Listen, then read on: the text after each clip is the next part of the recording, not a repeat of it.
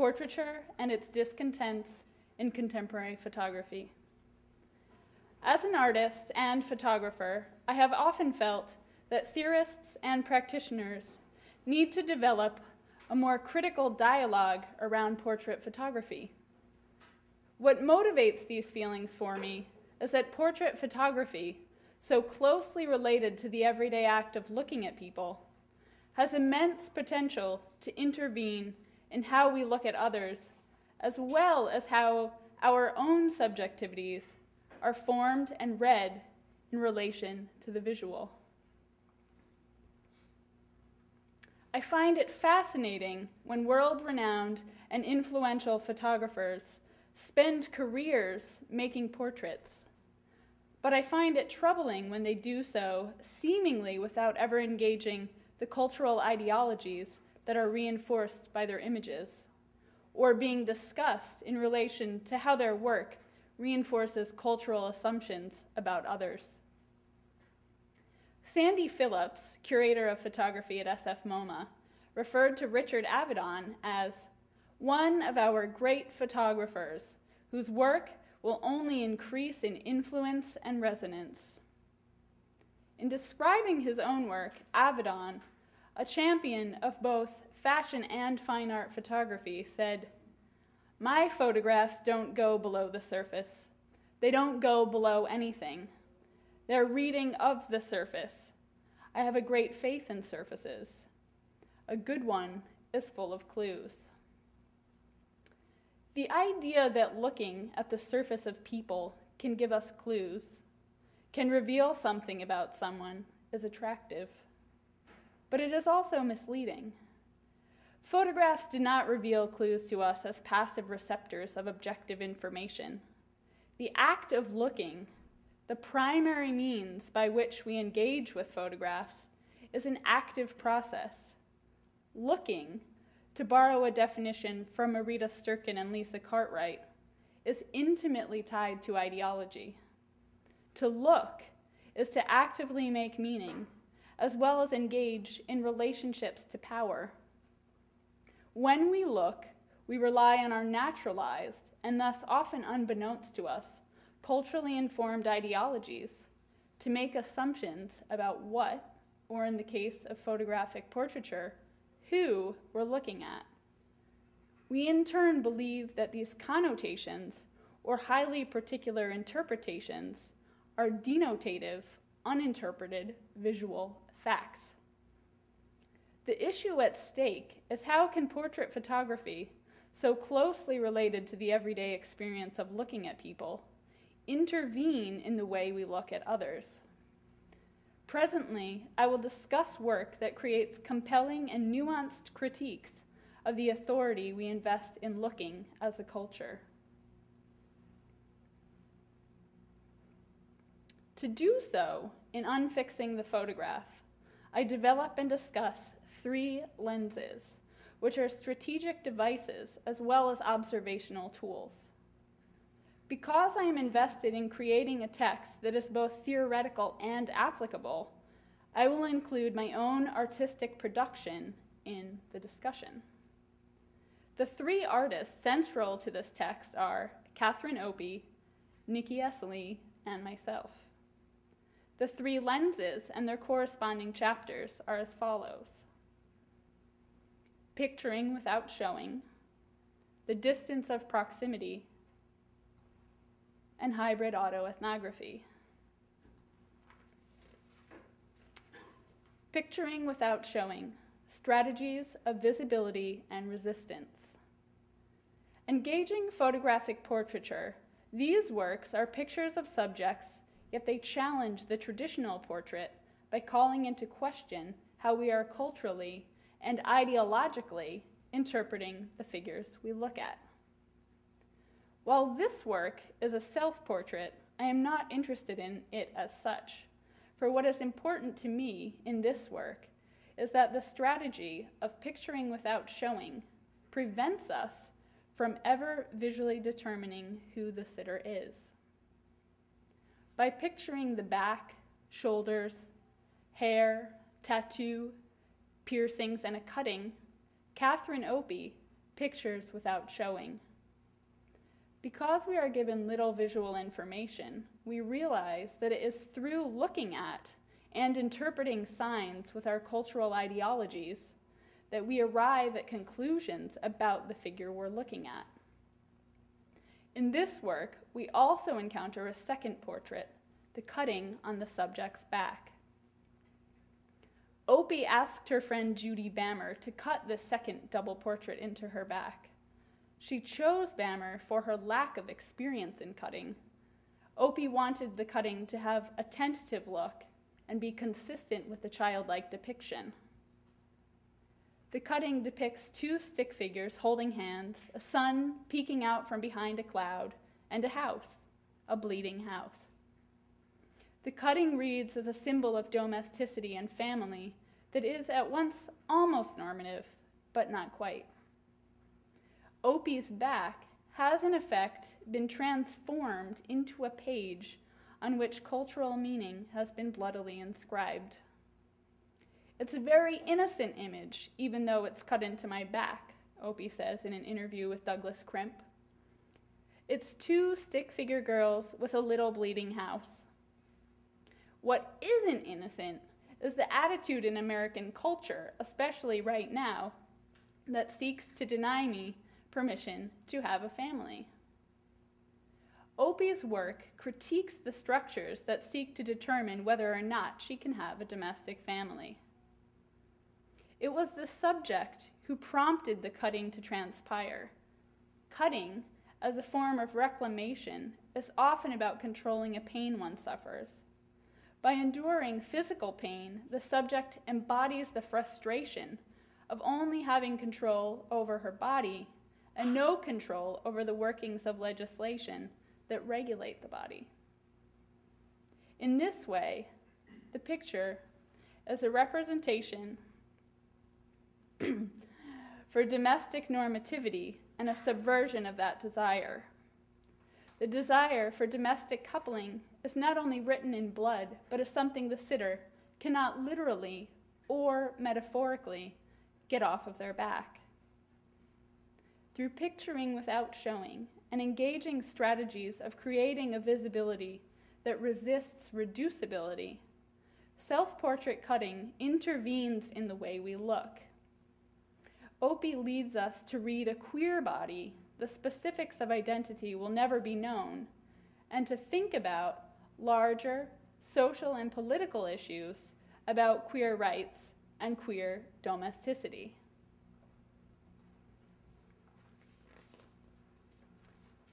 The distance of proximity between the photographer and the subject.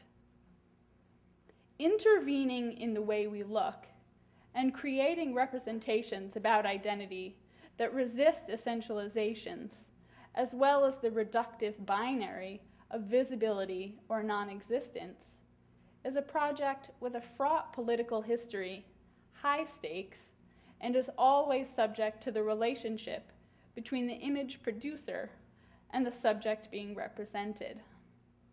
In this section, I consider the relationship between the photographer and the subject.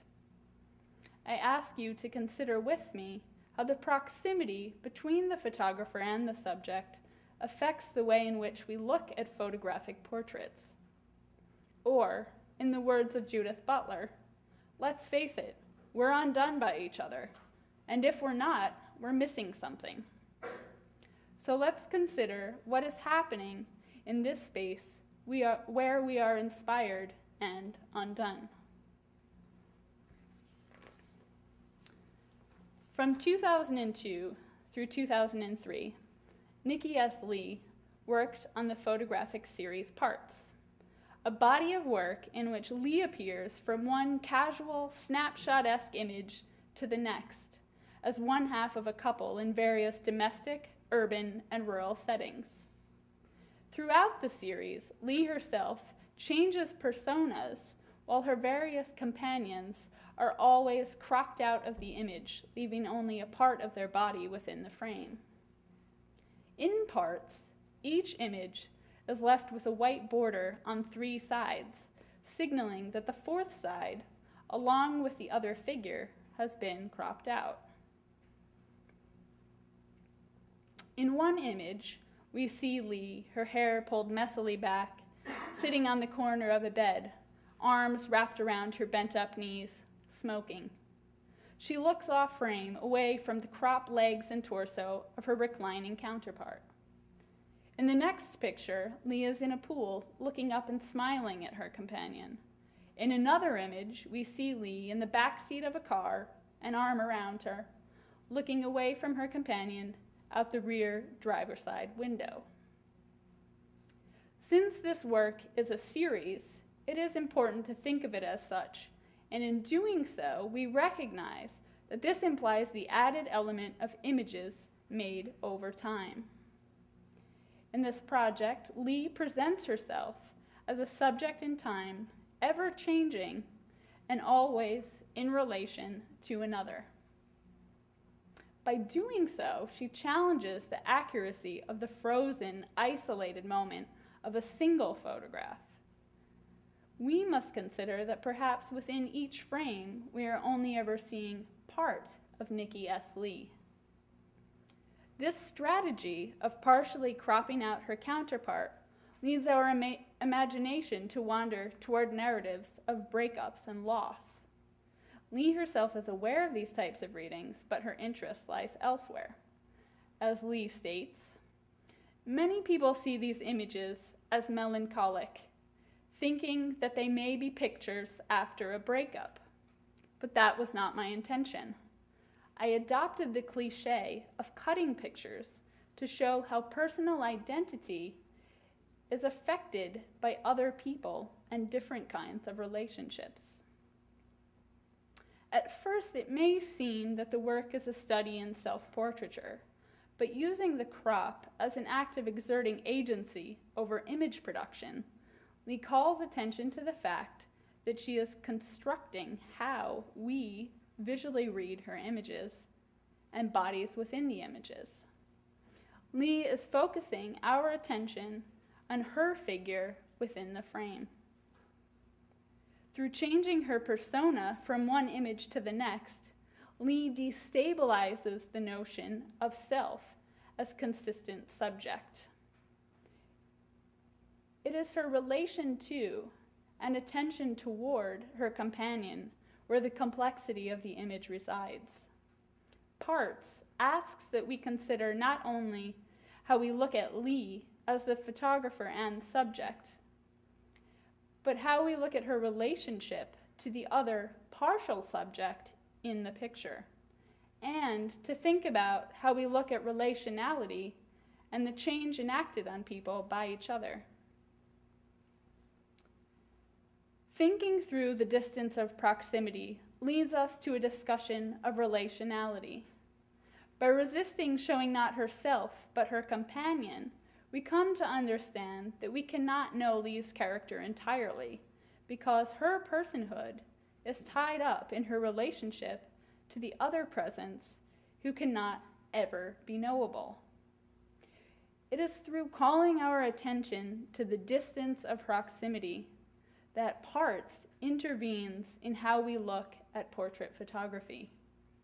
By cropping out our ability to look at and read the relationality in the picture, Lee presents a character and a scenario that we will never be able to fix.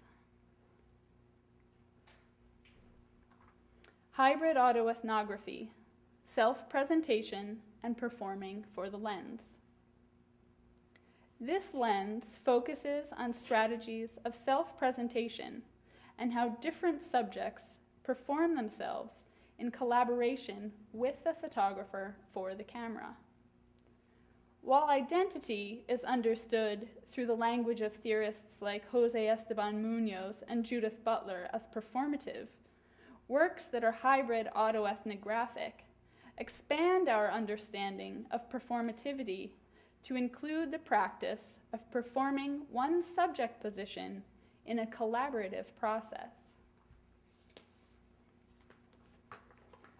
If we think of Avedon's images as ethnographic, documentations of otherness that position the photographer as objective recorder of the exotic, and autoethnography, as coined by Munoz, as situations where artists, as others, articulate their own marginal subject positions through a performance that subverts the language of mass culture to perform their subcultural identity. In the work I discuss here, and other works I am thinking about in this way, artists work in collaboration with subjects to perform the subject's autoethnography while creating images that disrupt how we look. This work is part of an ongoing collaborative project about my partner, Libby. It is an exploration in making pictures about my feelings for her and her experience of her hybrid illegibility as a fair Mexican-American femme lesbian. 100% Triptych works on 3 levels to critique the cultural ideology naturalized in looking. It works through its title, calling to mind issues around cultural authenticity. By using repetition, this work reminds us of the absence of time in one image and how a slight change of posture, look, and framing can greatly shift the read of a subject. And through performative enactment of an essentialized version of herself, the work points to the complexity of identification and disidentification deployed in Libby's act of performing a legible self. Considering that there are 3 images that make up 100%, one may wonder if perhaps each image is only a fraction of the whole. But the title itself comes from the idea that Libby's identification can never be 100%, and she is always disidentifying in some way with her various subject positions. Borrowing from Celeste Ololquiaga, Jose Esteban Munoz describes Latina lesbian camp as a strategic response to the breakdown of representation that occurs when a queer, ethnically marked, or other subject encounters her inability to fit within the majoritarian representational regime. It is a practice of reanimating through repetition with a difference. In 100% Triptych, Libby's performance deploys her version of Latina lesbian camp to enact her inability to fit within a framework of legibility. Repetition, used in this way, also calls to mind the work of Judith Butler and her discussion of gender performance as imitation for which there is no original. Through repetition and resampling of identity tropes, Libby reanimates a performance of self she identified with earlier in life to animate the complexity of her subjectivity. The resulting image is at once Libby's enactment and intervention into problematizing a reductive reading of her identity.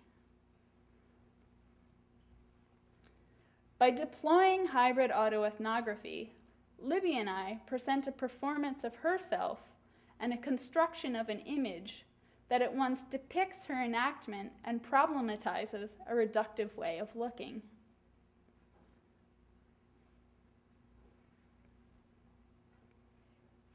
In a culture that relies so much on the visual, portrait photography has the profound ability to change how we look and contravene in the naturalization of the culturally mediated way we look at each other. I hope that my work here can provide tools for expanding the way we think about, talk about, teach, and make photographic portraits, as well as how we look at others in art and in life.